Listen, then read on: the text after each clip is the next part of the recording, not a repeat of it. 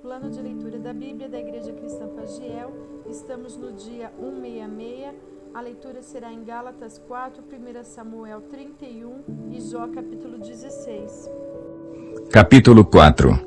Digo, porém, que, enquanto o herdeiro é menor de idade, em nada difere de um escravo, embora seja dono de tudo. No entanto, ele está sujeito a guardiães e administradores até o tempo determinado por seu pai. Assim também nós, quando éramos menores, estávamos escravizados aos princípios elementares do mundo. Mas quando chegou a plenitude do tempo, Deus enviou seu Filho, nascido de mulher, nascido debaixo da lei, a fim de redimir os que estavam sob a lei, para que recebêssemos a adoção de filhos. E, porque vocês são filhos, Deus enviou o Espírito de seu Filho ao coração de vocês, e ele clama, Abba, Pai. Assim, você já não é mais escravo, mas filho, e por ser filho, Deus também o tornou herdeiro. Antes, quando vocês não conheciam a Deus, eram escravos daqueles que, por natureza, não são deuses. Mas agora, conhecendo a Deus, ou melhor, sendo por Ele conhecidos, como é que estão voltando àqueles mesmos princípios elementares, fracos e sem poder? Querem ser escravizados por eles outra vez? Vocês estão observando dias especiais, meses, ocasiões específicas e anos. Temo que os meus esforços por vocês tenham sido inúteis. Eu lhes suplico, irmãos, que se tornem como eu, pois eu me tornei como vocês. Em nada vocês me ofenderam. Como sabem, foi por causa de uma doença que lhes preguei o Evangelho pela primeira vez.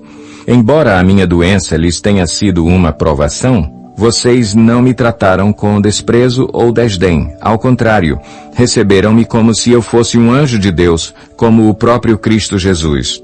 O que aconteceu com a alegria de vocês?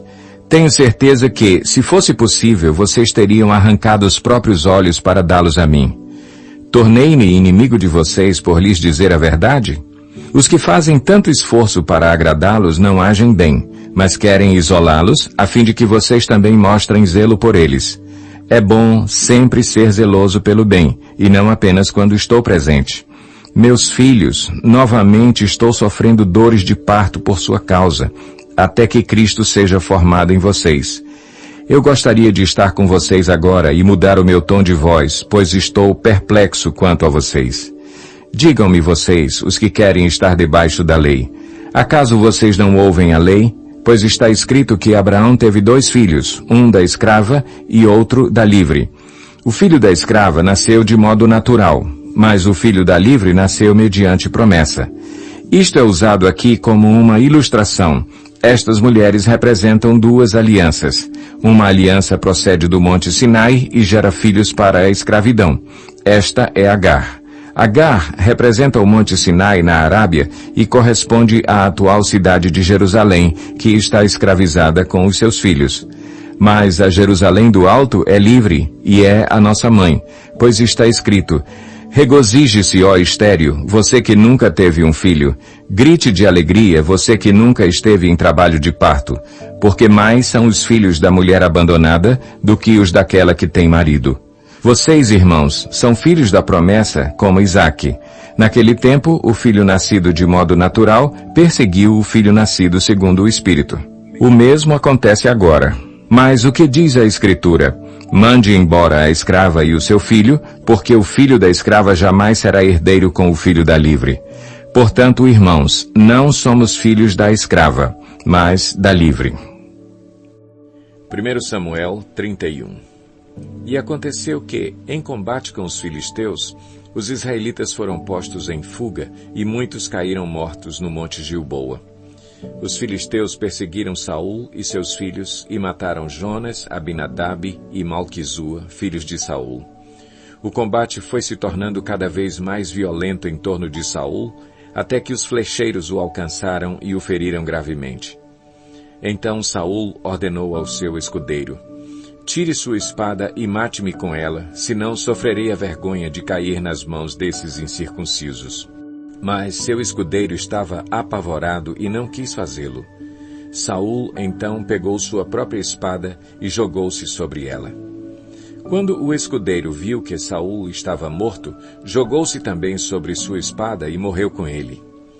Assim foi que Saul, seus 3 filhos, seu escudeiro e todos os seus soldados morreram naquele dia. Quando os israelitas que habitavam do outro lado do vale e a leste do Jordão viram que o exército tinha fugido e que Saul e seus filhos estavam mortos, fugiram abandonando suas cidades. Depois os filisteus foram ocupá-las. No dia seguinte, quando os filisteus foram saquear os mortos, encontraram Saul e seus 3 filhos caídos no monte Gilboa. Cortaram a cabeça de Saul, pegaram suas armas e enviaram mensageiros por toda a terra dos filisteus para proclamarem a notícia nos templos de seus ídolos e entre o seu povo. Expuseram as armas de Saul no templo de Astarote e penduraram seu corpo no muro de Bet-Sean.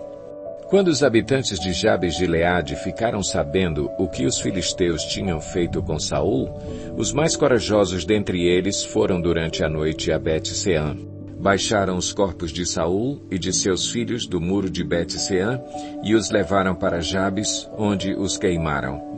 Depois enterraram seus ossos debaixo de uma tamargueira em Jabes e jejuaram durante 7 dias. Jó 16. Então Jó respondeu: Já ouvi muitas palavras como essas. Pobres consoladores são vocês todos. Esses discursos inúteis nunca terminarão? E você, o que o leva a continuar discutindo? Bem que eu poderia falar como vocês se estivessem em meu lugar. Eu poderia condená-los com belos discursos e menear a cabeça contra vocês. Mas a minha boca procuraria encorajá-los, a consolação dos meus lábios lhes daria alívio. Contudo, se falo, a minha dor não se alivia. Se me calo, ela não desaparece. Sem dúvida, ó Deus, tu me esgotaste as forças, deste fim a toda a minha família. Tu me deixaste deprimido, o que é uma testemunha disso. A minha magreza se levanta e depõe contra mim. Deus, em sua ira, ataca-me e faz-me em pedaços, e range os dentes contra mim. Meus inimigos fitam-me com olhar ferino. Os homens abrem sua boca contra mim, esmurram o meu rosto com zombaria e se unem contra mim. Deus fez-me cair nas mãos dos ímpios e atirou-me nas garras dos maus.